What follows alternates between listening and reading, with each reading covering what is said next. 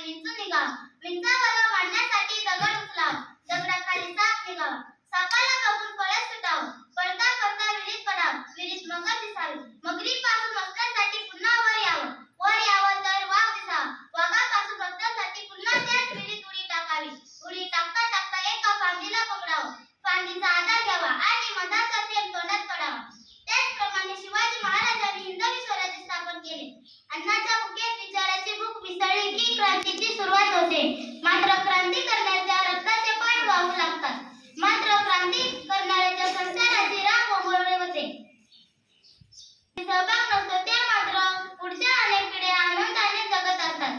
सन्माननीय व्यासपीठावर उपस्थित सर्वप्रथम मी अभिवंदन करते.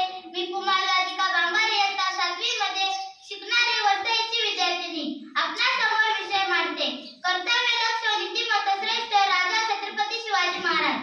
आमच्या महाराष्ट्राचा इतिहास लिहिला शाही राजा लखानी. घोड्याच्या तापाने, तलवारीच्या खणखणाने, ढगाच्या कडकडाने, डोंगराच्या हिरव्या पिवळ्या शाईत आणि सह्याद्रीच्या ढाली.